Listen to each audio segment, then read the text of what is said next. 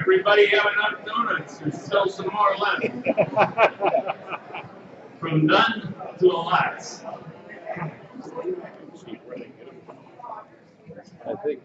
Okay. We thank you all for coming and waiting for the donuts this morning.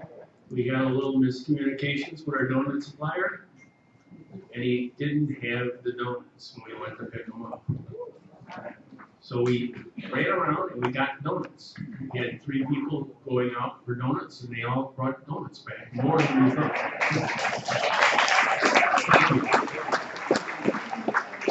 Okay, meeting.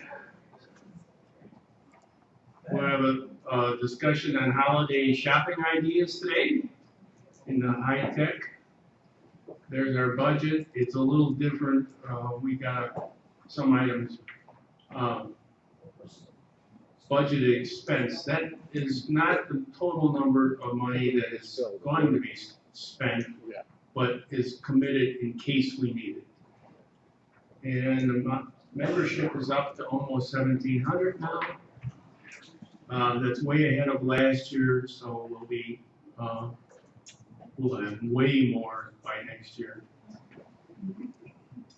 We want to remind you that the computer club is to repair, your computer, not your neighbors and everybody else's that you know. So please don't bring computers in. We know that sometimes you'll have to bring one computer from your kid or somebody there, but let's try to make it down to one computer in a family's computer. Not everybody, not all your relatives, maybe just one.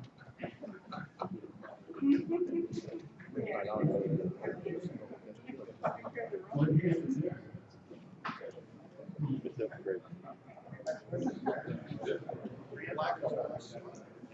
Let's see what's going on. They were all the same slide.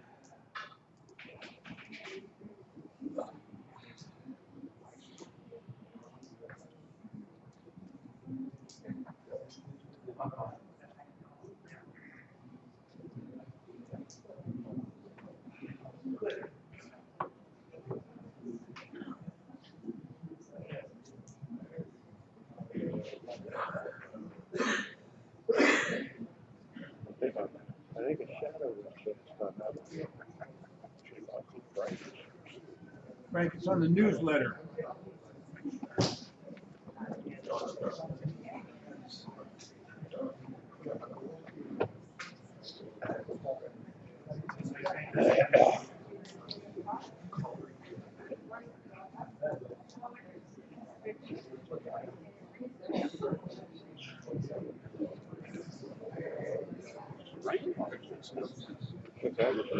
Okay. I don't know how to change this.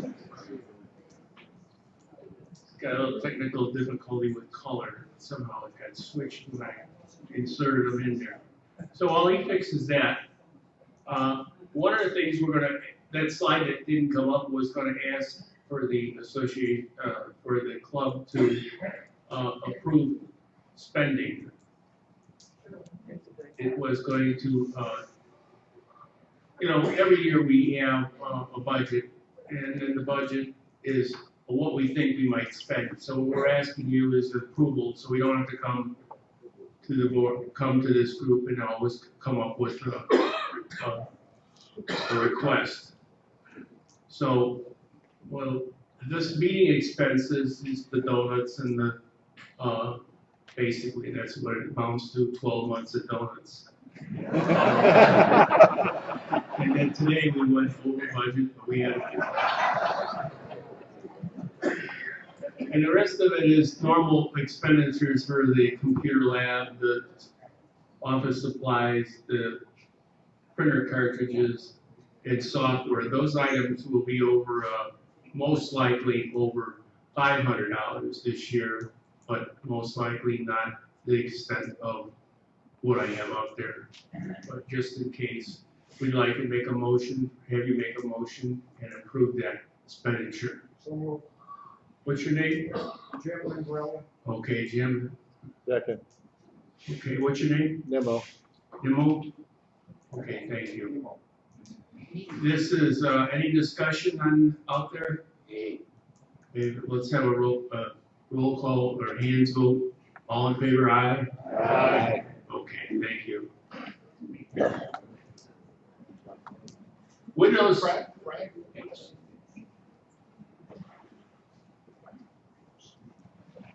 Let's do this one again. Read the first one and tell them there's no exception. yeah. Yeah, we all say we shouldn't have any exceptions to that first one, but everybody will have a story.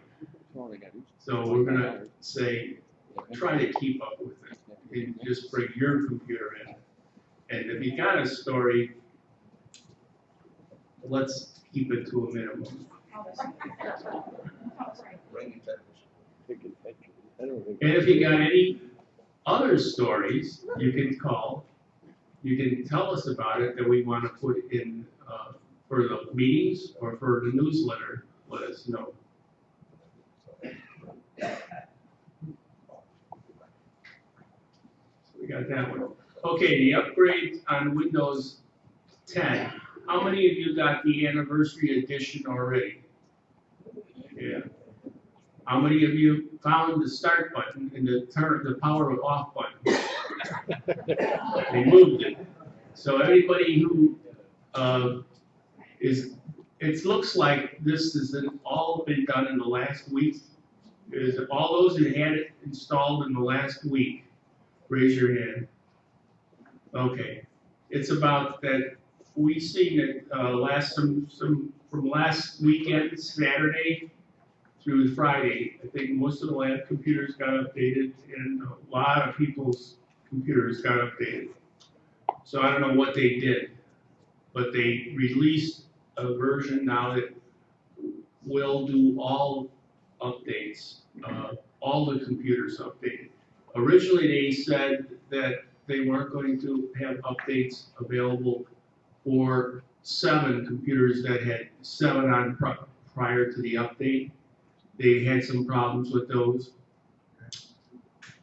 So they held it off for a while. So they must have figured out what the problem was and resolved that because they got a lot of people got it in the last week. So that was a lot of changes are done in that program now. It should be little more stable than the old version of Windows, but they didn't put the big one in there. There's supposed to be another an update that's going to prevent the registry from getting clogged up with old files. And that will really make it like your computer is always running in its new condition when you first get it. So that's coming sometime, I think, in the fall or first of the year. And that'll be a nice upgrade because that will make your computer always have a Windows current, and it won't have old copies and old things on the registry tables, and it should run better, faster, and it shouldn't decrease its speed like it does now as longer you have it. So we'll see if that really works the way it is intended. And then with training, we got Ralph, you want to come up and talk about what we got on the training?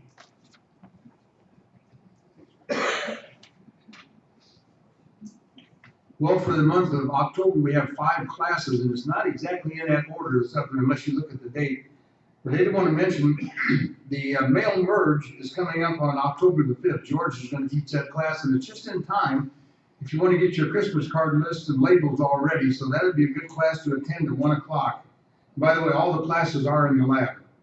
And then Will's going to teach a class on the 12th if your computer's running slow.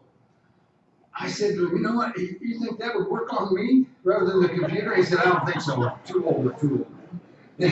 On the 18th, we got a Windows 10 class. Now, I know some of you have gone to Windows 10 classes, and we've had basically 2 different versions. The one in the evening is taught by Will Gerdig. Now, this one's going to be taught by John Sterling and Frank Geister, and it'll be in the afternoon at 1 o'clock. So it'll be a different take on Windows 10. If you think, well, I've already been to that 3 times, I don't need to go again. I've been to every one of them, and I still learned something, so you might think about that. We did add a class, Microsoft Excel Basic. I don't think it's up there. It's gonna be on the 19th of October, 1 o'clock. And that'll also be in the lab, but it's, you know, if you got Excel, probably if you had Calc in Libra, you'd see some things that you could do, just basic, you know, with that particular spreadsheet option. And many people use that for a lot of things, so you might want to consider that. And then our final class in October will be the 26th, and Jeff Stipes, who has put on several presentations here on Saturday, is going to go over photography. He'll probably tell you everything and more than you want to know about a camera, and what to buy and how to use it. So might want to consider that if you want to really improve your photography. And if you forget, excuse me, you can always go to our website. These are listed on the website. We got them on the bulletin board in the lab, and they're also on these monitors out here, as well as we do send an email out. I hope you get the email 4 or 5 days in advance to remind you of various classes, because that seems to be really working. The last thing, next to the last, we do have 4 training videos on the website. Now we're trying that out. We pulled them off of YouTube and taking a shot at if you couldn't make a class and said, oh, I wish I would have went to such and such. One of these might be, we got a Windows 10, we got an Excel, we got file management and backups, I think it's on there. So you might want to check that out there, 7, 8 minutes. Plus on the right-hand side, there's other videos that you can look at that regard, into that subject. Last thing, still have that sheet over there on the table looking for volunteers. We need help in the lab, not only as monitors, we need some help with teachers. So if you feel so inclined to think about it, look me up and we'll talk about it. Thanks.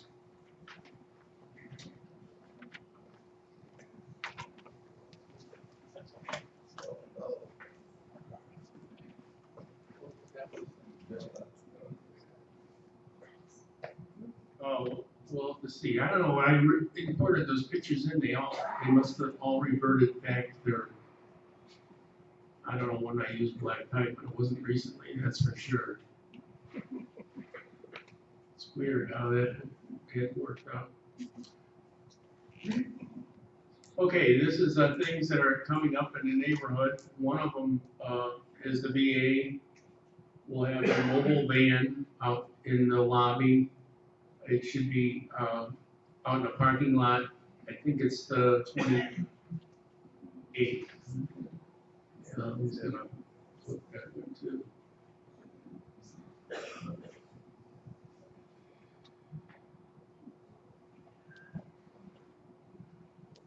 We'll get those things. Okay, I'll talk about another thing. How many of you have tried Google Photos on your tablet or your phones? Google Photos, people, raise your hand high.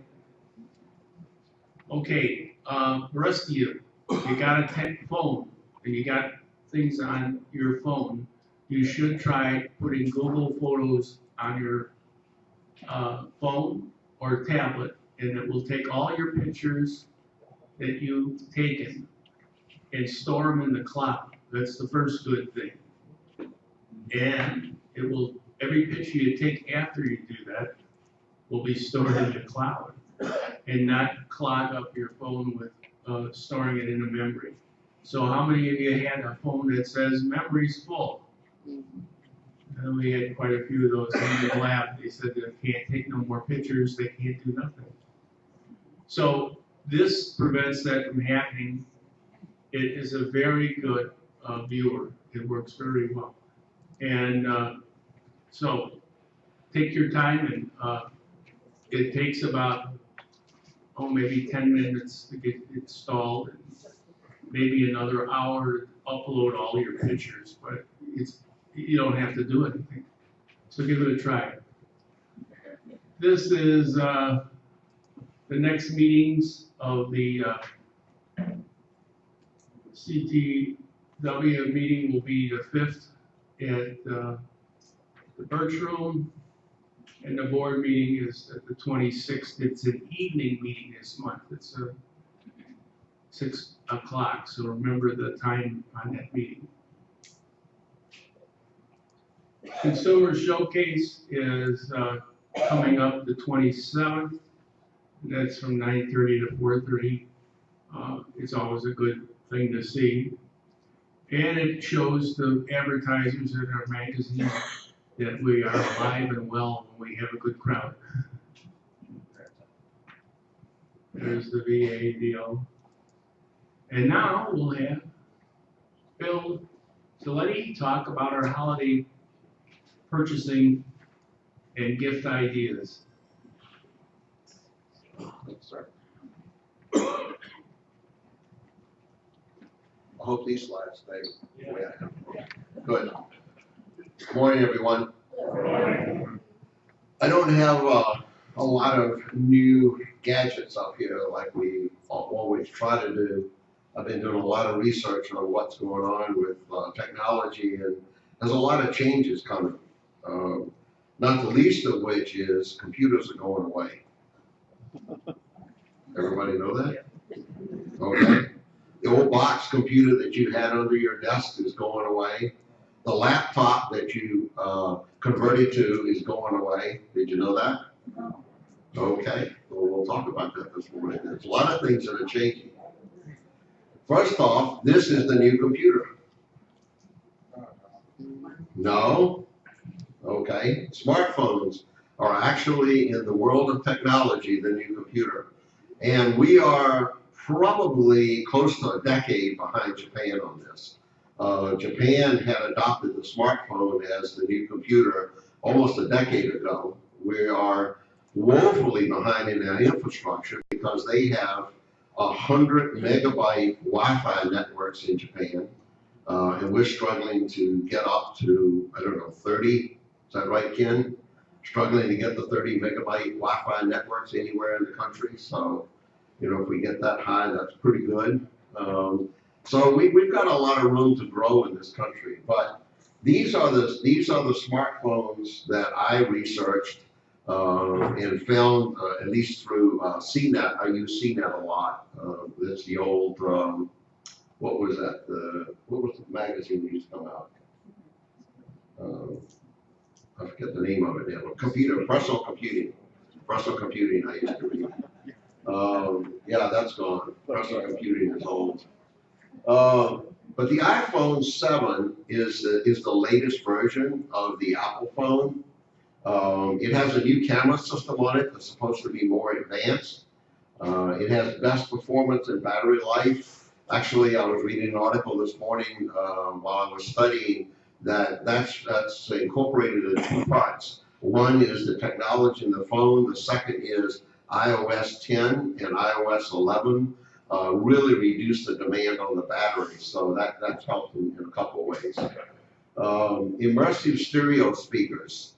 Basically, this phone now is a phone that you can drop in the water and then pull it out and keep going. So the speaker system had to be redesigned instead of just having external speakers like we used to with little holes and little squares in the phone to get the sound out. They had to put this new immersive stereo speaker system in to give the same rich quality of sound. It also, since it has no external ports, you might know that your old headphones won't plug into it anymore. You're gonna have to buy wireless headphones. It's got the brightest iPhone display and splash and water resistant. So don't go buy a new iPhone and drop it in the bathtub and see how long it'll last. I don't recommend that. But it is supposedly water resistant. Here's something new, specifically for my cohorts in the computer club who love their flip phones. I'm looking around at those flip phones. Samsung has decided to come out with a smart flip phone that actually the plastic, the screen on it, as we know it's going to be built out of plastic, will actually bend. So you'll open it up, it'll look like a smartphone when it's open, but then you can close it up and put it in your pocket and walk away. It's coming in 2017. The reason you don't have a picture of it is all they have are drawings, which you see on the screen. And it's the first foldable display from Samsung. I saw something a couple of years ago from Germany that they have a laptop that they were using and they rolled it up. So this mobile plastic capability has been out there in research for quite some time. The LG G6 phone I believe one of the iPhones is, not this current model, but a new one is coming out with this wireless charging system. And one of my friends has a new Prius that you just take the phone and sit it on top of the charging station there rather than plugging it in, and it charges the phone while you're driving. It has an app drawer. That's something drawer, meaning you can draw things on it. That's built into the phone. You can obviously download one of those apps on the smartphone if you want it. Better battery life. Everybody's working on better battery life because of the problems. The older smartphones, when they first came out, you were lucky if you could get 6 or 8 hours before you had to go recharge the thing. Now most smartphones will last, if you're an active user of a smartphone, meaning it is your computer, you can usually get a whole day out of it depending on where you're physically located. Front mounted fingerprint scanner. That's picking up on the iPhone. Fingerprint scanning is something, if you're using the Google Wallet or the iPhone wallet, you have to use a fingerprint scanner now. That's the most secure way to use that wallet feature. If you don't know what the wallet is, it's something you put all your credit card information. You can go up to a station instead of swiping your credit card. If they have Apple Pay or Google Pay, you just put the smartphone up there and it'll automatically credit your or debit your credit card with the transaction. That's important. If you're not using that, there's something you want to start thinking about. Vending machines in Japan, remember I was telling you about how advanced they are? Vending machines in Japan rely on smartphone technology. You can't walk up to a vending machine and put $1 in it or a coin in it or even swipe a credit card anymore. You have to use a smartphone on the majority of them. That technology will be coming to America someday. But you know, if you're not using this wallet, this Google or Apple Pay wallet or whatever, you might want to start thinking about it because we are moving in that direction. It is more secure than even the chip that you've got on your credit card now because of the thumbprint capability. Front-facing stereo speakers, I didn't know they didn't have that before, so that was nothing. Wide-angle front-facing camera.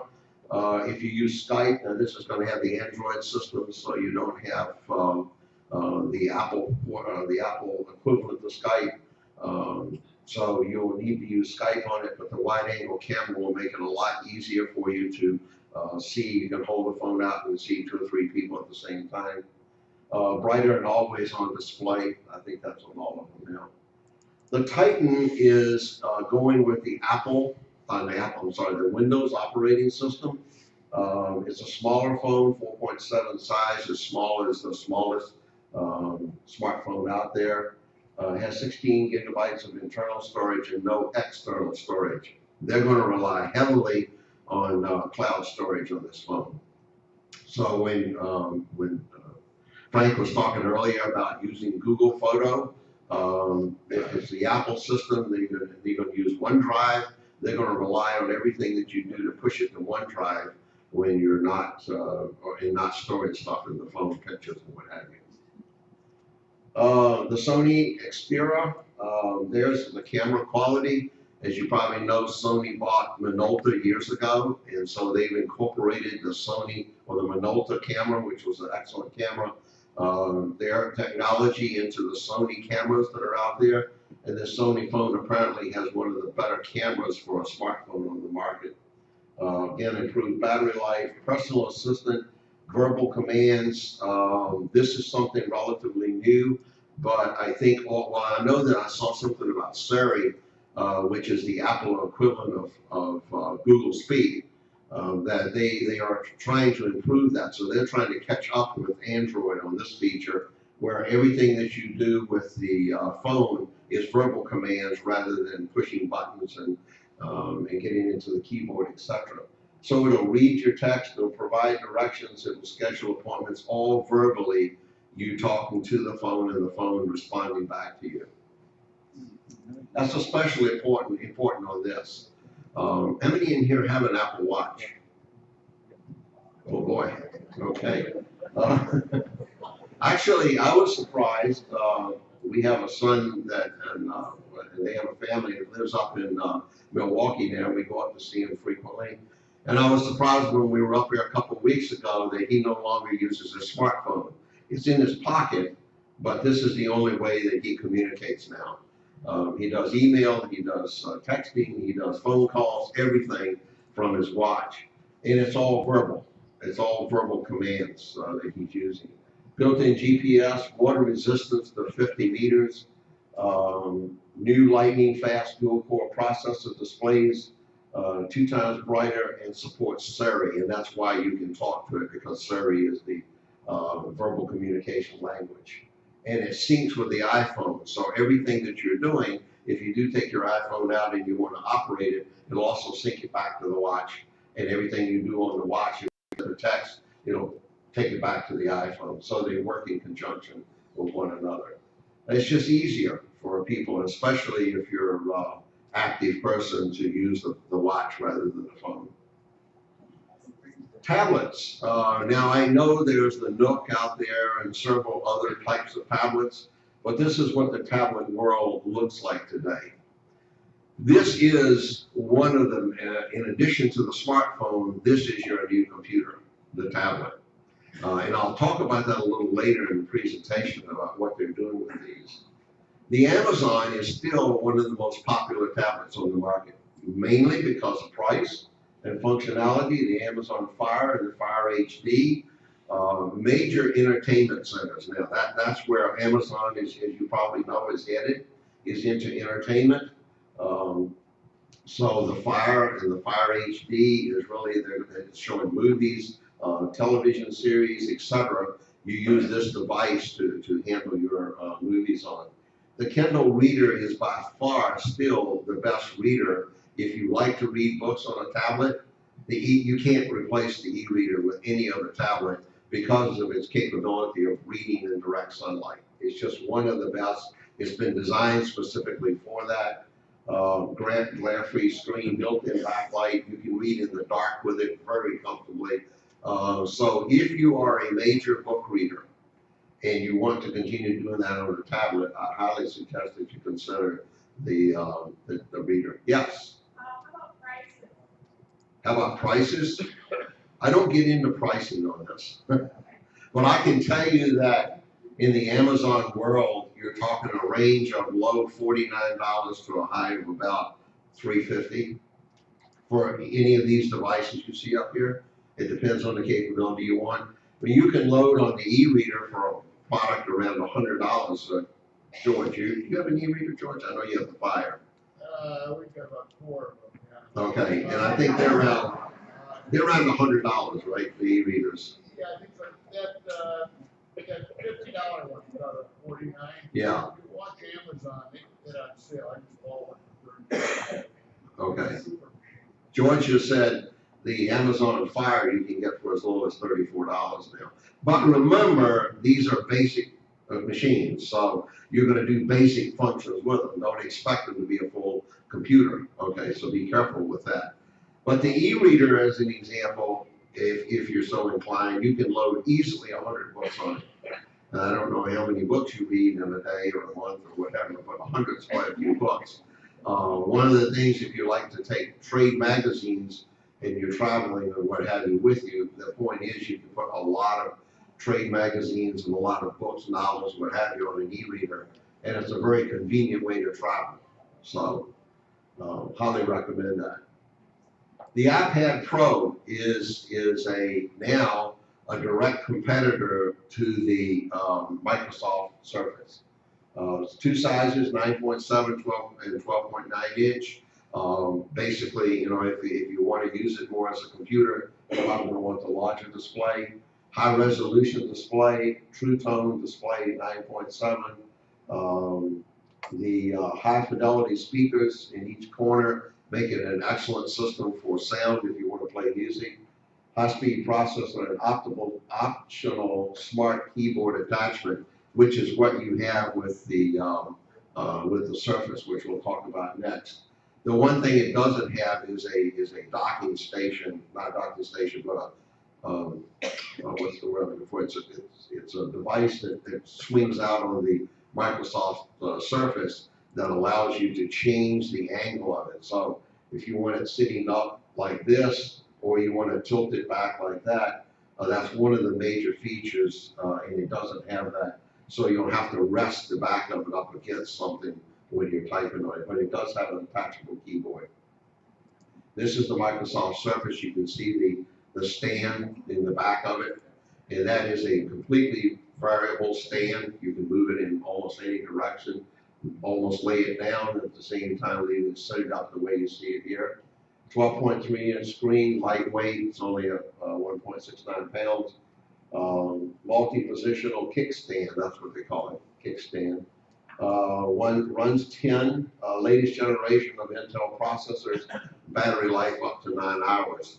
When you see it sitting the way it is right now with the keyboard attached, it's a computer. When you detach it, which just snaps off, by the way, it's magnetic. When it snaps off, it's a tablet. It's no longer, and it's designed that the display on it goes from tablet display back to computer display. So if you're used to the icons, the way we have on our computer configured here, that's the way it'll look when it's in a computer mode. When you snap it off, it's going to go to the tiles. If any of you used Windows 8, you know what the tiles look like. That's what it's going to look like when it goes to the tablet mode, which is what Windows 8 and the new versions of Windows are really all about, is the convertible between a computer and a tablet. Samsung Galaxy Tab 3. This is another tablet, 9.7-inch. Snapdragon processor is a very, very fast processor. 3 gigabytes of RAM, 32 gigabytes of storage. I'm not sure if I couldn't find one way or the other on this model whether they still have the card that you can put the external card in. Again, most of these are going to cloud storage. You're not trying to store things on the device anymore. This is a Samsung Tablet Pro S that is now running the Microsoft Windows 10 system. 128 gigabytes of internal storage. That's sufficient for almost anything we would do. Dual core processor, and it has a dual cameras, meaning you can take a picture of what you're looking at, and again, you can use Skype on the front end of it for Skyping or talking with your friends. I didn't get into cameras because we usually have camera presentation, and personally, I've gone away from cameras, and I only use my smartphone for taking pictures or snapshots anymore. What I did find were 3 things that you should consider when looking at a new camera. One is taking pictures in the dark without flash. Most of the smartphones are coming with this technology now, so you can turn the flash off and take the picture, and it enhances it and it allows it to be much brighter than it used to be. I'm not sure how that technology totally works because I'm not a camera buff. Taking pictures without shutter button. We all know that you have to snap a picture. Well, in the future, you can just say, once it focuses, if you've got it in camera mode, it'll automatically start snapping. You just move the camera around like this, and it'll keep snapping the pictures until you put it down to stop. So it no longer requires that you push the button. But when I was reading about that, they said that most people, the reason that they've gone to that technology is most people, by the time they get their camera set up ready to take the picture, especially if it's a wildlife shot, it's already changed. So this allows you to just pull it up and boom, it starts taking pictures as long as you're there. Automatic photo tagging. I pulled out my Apple phone last night when I was reading about this. And every picture that I've taken, even though it was on an Android phone initially put onto my smartphone, every picture knows the place that I was at when I took that picture, the time of day. And also, if I go into it and say, I want to see this particular friend, arrange all of the pictures for that particular friend for me and bring all those up at one time. So that's what auto tagging is all about. That's something that you want to consider on a new camera when you're purchasing them. And we're not talking about thousands of dollars here. We're talking hundreds for these new cameras that have this technology. So just watch that. If you're thinking about getting a camera, make sure that you look at these 3 capabilities. Home automation, the Amazon Echo, the Falcon Wemo switch. I think I've had that thermostat up here 3 or 4 years in a row, if you're interested. This new light bulb, the Lips, I think it's called Color 1000, and the smart lock. I really like the smart lock. That's something that was really interesting. Amazon Echo, last year I think you heard about this. It's a device. There's a picture of it right there. It's a device that sits in your room. It plays music for you. But the most important part of it is you talk to it. And you talk to it and it talks back to you, and you can say, what's the weather like? And give me an hour by hour weather forecast for this area, and it'll talk back to you. I want to change the radio station, it'll talk back to you. Anything that you want to do. I want to come up with a recipe. I want to put chocolate brownies right now. It'll come back and it'll start to repeat the brownie recipe for you, etc. This is quite a nice device for your home, and they're not terribly expensive. They're not terribly expensive at all. I've always been intrigued by this, but never wanted to spend the money for it. But this is a capability. They keep coming down in price, but it allows you to interface with your smartphone and to come up with a system where you can turn lights on and off, you can turn refrigerators on and off, you can turn almost anything in your home on and off when you're away from home with the smart home technology. It also has a learning feature. It knows that when I want to walk in the door at 7 o'clock at night, a certain light in the house should always be on. It has that capability. So if you're interested in something like this, this is a pretty nice switch system. The Nest Learning Thermostat, yes. The previous one. Yes. Could you also attach the garage door opener? Okay, the question is, could you attach it to the garage door? I don't know, but I know that new garage door openers now interface with smartphones, so you no longer will have to have one of those remotes in your car. You'll work it with your smartphone. And of course, newer models of cars, most of them come with a sensing device that will open and close your garage door. Good question, though. The Nest Learning Thermostat system, you can program it, or it will, based on what you just go up over a period of time and change the temperatures on it, it'll start to learn that pattern and automatically change it. It also has a sensing system in it that knows if the house is stable, if there's not a lot of people moving around in the house, that it knows to turn down the thermostat if it doesn't sense people are there, and then turn them up when it sees movement. So I'm not sure how all that technology works, but it is built into it, so it's a pretty neat thermostat for your home. Obviously, you can put it on your smartphone and change it when you're away. This is a new light bulb, a fairly pricey one. It's about $60. I will tell you that when I looked at it.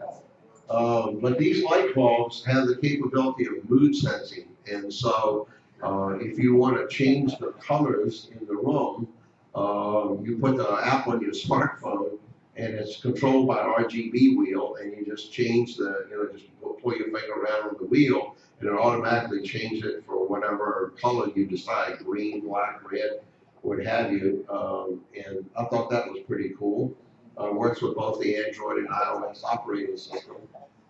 Comes with 16 white light settings, so you can get very bright to sort of dim in the white. I thought that was pretty cool. Fairly pricey, but I thought something sort of unique. This is one I really liked, was the August Smart Lock System.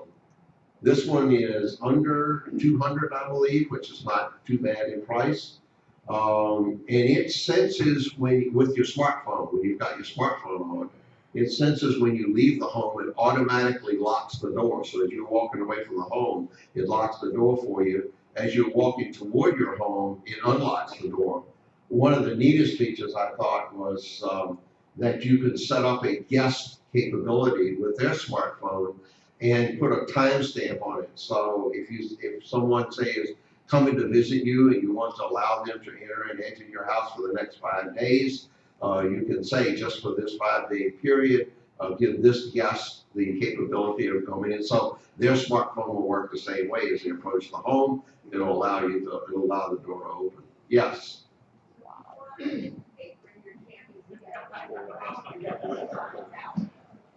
I'm sorry, I did not, people were laughing, I didn't hear you. Repeat it.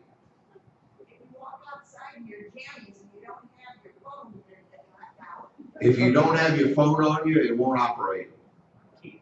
So the question is, if you don't have your phone on you, you leave the house to go out to get the mail, the answer is, it won't lock because it doesn't see your phone. Yes? Bill, most of those, I don't know about the phone, all of those will interface, with Echo. And so Okay. you can just give Echo a command, turn the lights on, turn the light, whatever. Right. And Amazon has just this week introduced a new feature on Echo. And that is verbally on Echo, you can order anything from Amazon, just by talking to your Echo. Okay. And, yeah, we haven't tried that yet, but, they announced it yesterday. Did anybody hear that? That Echo now allows you to order anything, anytime through the Echo device directly with Amazon. Amazon is one of those companies that does require that you keep your card on file with them. So if you order something, you've got to be careful. Your grandkids come over and order something, you're in trouble. But yeah, he's saying that Echo allows it. Also, George said that the Echo system allows you to control your lights, your door locks, or what have you. Remember, however, that to do all that, you've got to have the interface devices like I showed you back. The plugs themselves have to be designed to do that. You can't just buy an Echo, sit it there and say, turn the light in the living room on. Well, it doesn't know where the light in the living room is unless it's got a smart device to it. So that's important. I thought this was a pretty neat system. You can control anything with the from your smartphone, so you can tell it. You know, if you're just walking out to get the mail and you're concerned about it locking you out when you're out there, it's not going to do that because it doesn't see your phone go through and pass through the door. It's looking for that to happen before it'll lock the door for you. Obviously, all of this smart technology requires that we're smart enough to manage the technology. Okay, this is the new computer. It's called Detachables. And you saw two examples of it with the Microsoft Windows and the iPad Pro. Instead of having either a laptop or a desktop, these detachables mean that the keyboard detaches from the tablet and then it becomes a tablet if you're walking around, or if you want to sit down and type something, you attach the keyboard back. Remember, I think it's been a couple of years ago that I presented, well, several times I've presented the tablet computing in the club. And in tablet computing, the wave of the future is verbal communications, like we talked about with the iWatch, or the iPhone Watch, or the Apple Watch, with the iPhone, with the other phones that you saw the verbal communications with. And so the keyboard is going to become less and less a functional device for us, because instead of typing information into the tablet, you're going to be talking to the tablet just like you do with the Echo, and it will receive those commands and handle all the transactions that way. These are the items that I picked up from CNET that gave me the best 8 detachable laptops in no particular order. I wouldn't say that Microsoft is better than the Acer, Aspire, etc. And all of this is also dependent on price, what you're willing to pay for that particular product. But look at when you're thinking about getting a new computer, especially if you're headed in the area of laptops, think about these new detachable devices. They're much better and much more versatile than just a laptop. I have a question. Do those devices, do they have a USB port? Some do. The question is, do these devices have USB ports? Some do and some don't. Remember, I said that a few times about external storage. That's going away. Almost everything that's being built today is dependent upon cloud storage. So the makers of these devices are not that interested in it. Most of them also don't have, since you asked the question, most of them also don't have DVDs, another technology which is rapidly leaving us, because everything is streaming now. that most everything that you want to do, you can do through streaming, so you really don't need the DVD. Yes, I would like to have a presentation in the future, what the cloud means, because of course it's not really a cloud, it's servers located somewhere that are being run by someone, and I'd like to get more information on that. okay, the comment is that, they would like to see one of our monthly meetings. That's great, because we're always looking for monthly meeting topics, and we'll add it, on the cloud. And we will make sure that a monthly meeting in the not too distant future will be on the cloud.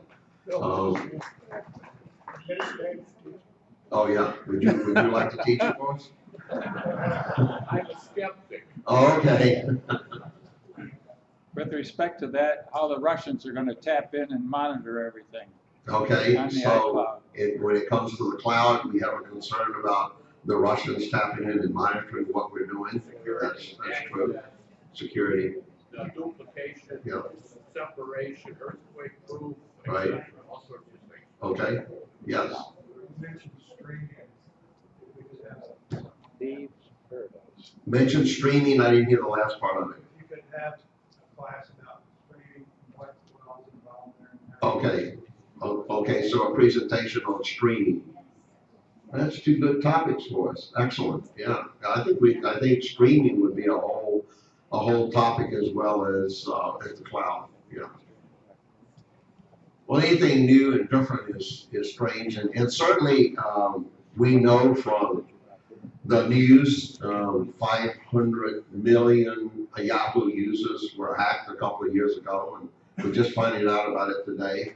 That exposure exists out there, and the only way that we can protect ourselves is to have very good passwords, and even with that, sometimes that can be hacked. So, the thing the approach that I take is there's probably not anybody in Russia or Czechoslovakia or China or any of those places that hack a lot that are really interested in me. And so I'm not worried about it too much personally. I don't have that kind of personal information out there. The photos I take are mostly landscapes, so, you can find that on Google anytime you want. All right, new home technology, two new things that I found that I thought were very interesting. This one called the Horizon Energy Storage. It's a home battery device that plugs into a regular wall socket, and it's storing up energy so that if you are in an area, I'm not sure about our rates here, whether we have peak rates and low rates. I've never seen that on the ComEd bill. But the point is that if you want to utilize external or internal battery usage or electric usage in your home, you're supposed to be able to plug this device in, and it'll store up energy, and then later on it'll allow you to use that energy within your home without pulling on the ComEd rates. I didn't get ComEd service, I'm sorry. I did not get real deep into the research of this. I thought if anyone was interested, that you could go in and look it up to find out more about it. But it does look like something promising. While researching this, I did find that it is incorporating the latest in battery technology. One of the things we struggle with right now still is the capability of storing a lot of energy in a small space. Hence, the electric automobiles. Only a handful of them can go more than 50 miles without having to recharge. So this whole battery thing is getting a lot of attention today, and that's what this is all about, is a battery capability that can store a great deal of energy and be able to take that energy and push it back out to reuse it. What's that? Direct current only. I don't know the answer. The question is it direct current only? I don't know the answer to that. I don't know the answer to that. I do know that batteries are working on AC because they're ComEd and a lot of these other places are trying to use the battery technology for peak storage usage, so that they produce a fair amount of energy, they store it in the daytime when the air conditioners are running at full speed, they can use that energy they've stored to push out and not have to continually increase more energy. What's that? They convert it back to Okay. Question? Yeah, if you want to tap into the power that it stores, does it supply the power through the plug? That's my understanding, that it works within the wiring system of the home.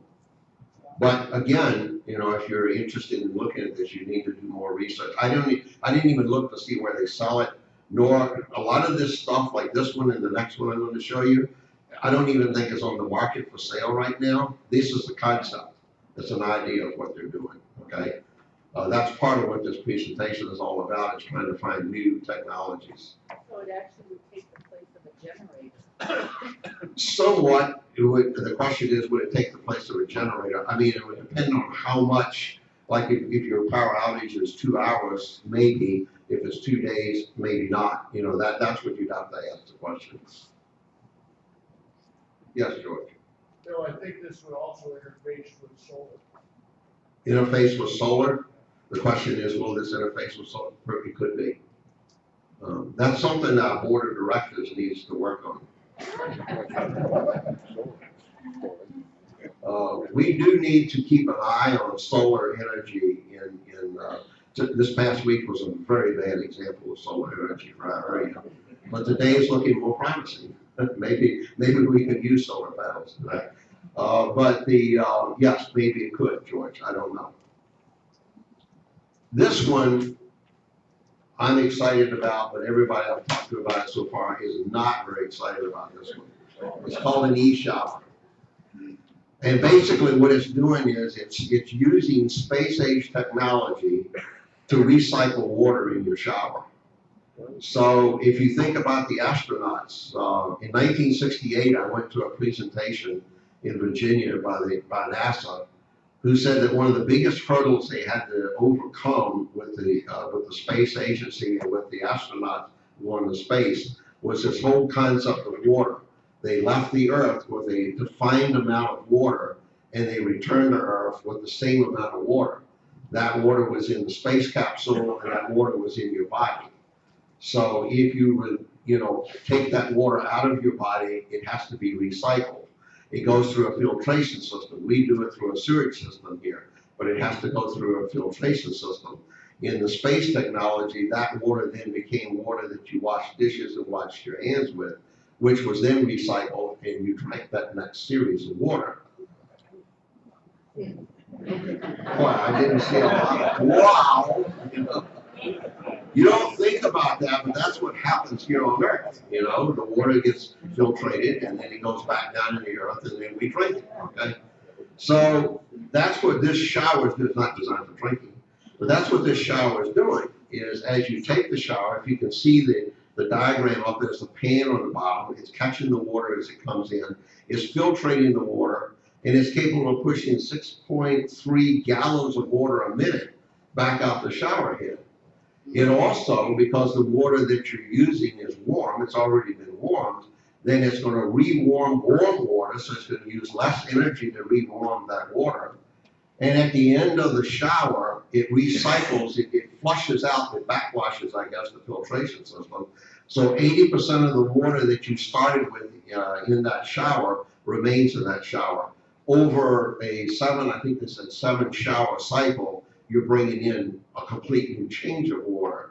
But it's using less water, number one, and it's using less energy to reheat the warm water as opposed to heating cold water through your hot water tank.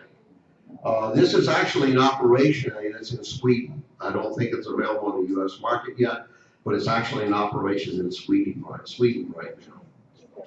I thought that was a pretty cool system. I have no idea how much it costs.